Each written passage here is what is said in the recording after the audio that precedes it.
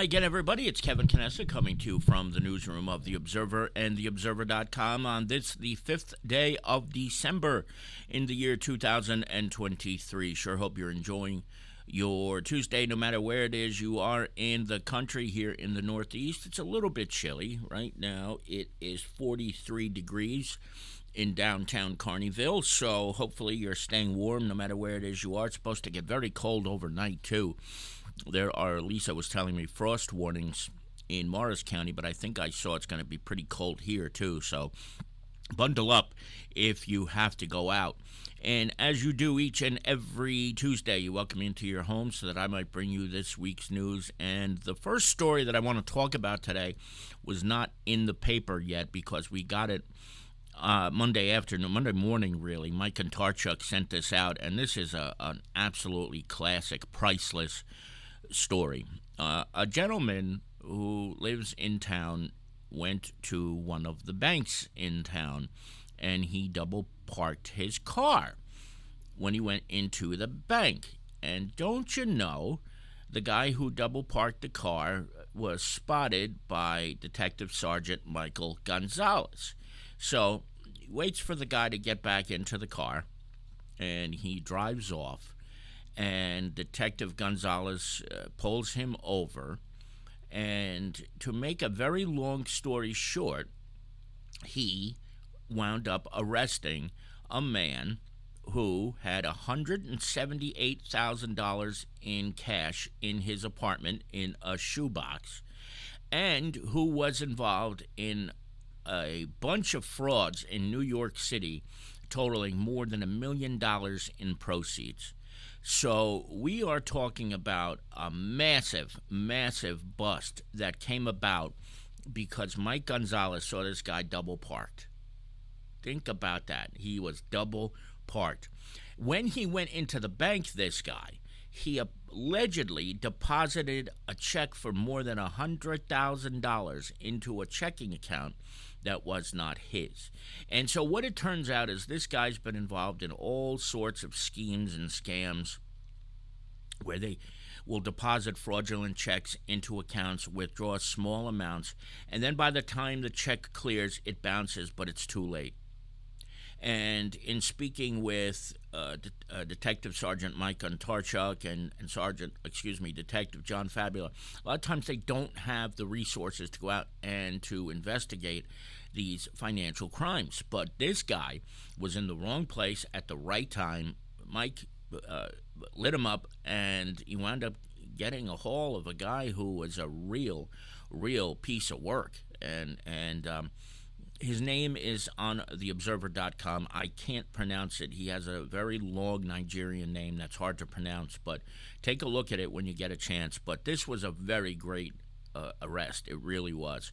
And apparently he jumped when the police went to the guy's residence. He jumped out of a second-floor window, and he was only wearing underwear, and he was otherwise naked. And it was pretty cool yesterday. I think it was like 48, 49 when all of this was going down. And he tried to run away. Fortunately, he didn't have the stamina to make it. And two police officers, along with Sergeant Kontarchuk, were able to subdue the guy. And two of the police officers were were injured. I wouldn't say severely, I'm sorry, but they were injured. One had cuts and abrasions, and another was exposed to the blood of the man who jumped out the window. A real genius. Jumps out of the window from the second story in an almost naked fashion and then tries to take off, but they got him, as Kontarchuk said, a couple of parking lots away and a couple of fences away, too. So great job by the Kearney Police Department's Detective Bureau, Mike Gonzalez, John Fabula, Mike Kontarchuk, and all the rest of the guys and gals who were involved in this collar. A very, very strong arrest indeed. Now, before we move on, we'll welcome in a couple of people who are in the chat room today. My birthday sister, Carol Manley, September 21st. We were both born on the 21st night of September, and they wrote a song about it. Did Earth, Wind, and Fire. So hope you're doing well, Carol. Good to see you as always. And also my friend Manny Ventoso is here as well. He's somewhere in Kearney, and we can play Where in the World is Manny Ventoso, the way Carmen Sandiego used to be played, because you never know where he's going to wind up.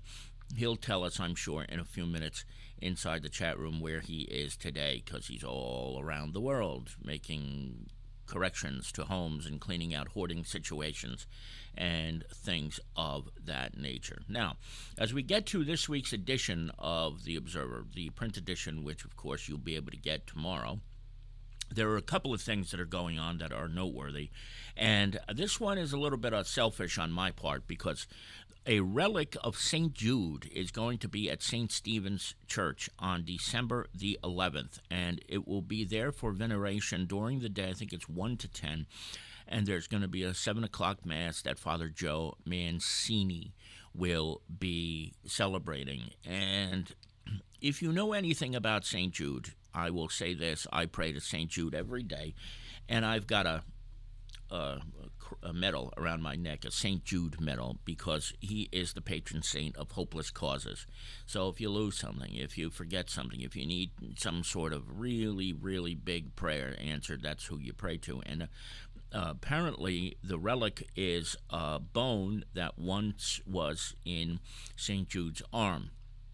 He lived until 65 A.D. in Mesopotamia, which I believe is modern-day Iraq. But he was one of the 12 disciples of Jesus, and a relic of his arm bone will be in Kearney on December the 11th. So if you're so inclined, I wanted to let you know, Father Joe told me about this, that it was coming, and I plan on going, because who can't use a little bit of extra help, especially this time of year? And with a saint like St. Jude, I couldn't think of a better saint to go see a relic there of. Now, coming up this weekend is the Kearney High School senior play called Wild Pink. And I don't want to give too much away about the show, because it is a unique program. But Kathy Estrella and Millie Gonzalez and all of the kids, the seniors, have done a phenomenal job of putting together this unique play. It is the story of three young men who find out that their eccentric aunt is being scammed, and for some reason she only wants to help her granddaughters or her something of that nature. Not her granddaughters, but her nieces.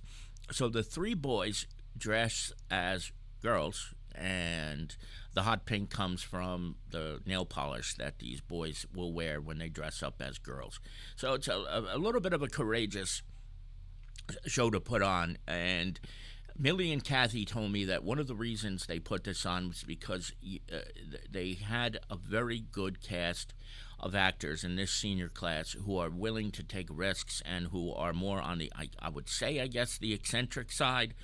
So this promises to be a very interesting play, to say the least. And it's Friday and Saturday this weekend at Kearney High School, the details of which you can find in this week's edition of The Observer. And if you don't have anything planned yet, and you want to see a phenomenal show that benefits the entire senior class, all the proceeds go to the seniors, I want you to go out to Kearney High School on Friday or Saturday night and see Wild Pink, that Kathy Estrella, Millie Gonzalez, and the boys and girls of the senior class of Kearney High School have worked so hard on over the last couple of months. So check that out. And also, they're going to be doing The Addams Family in the spring, too, by the way.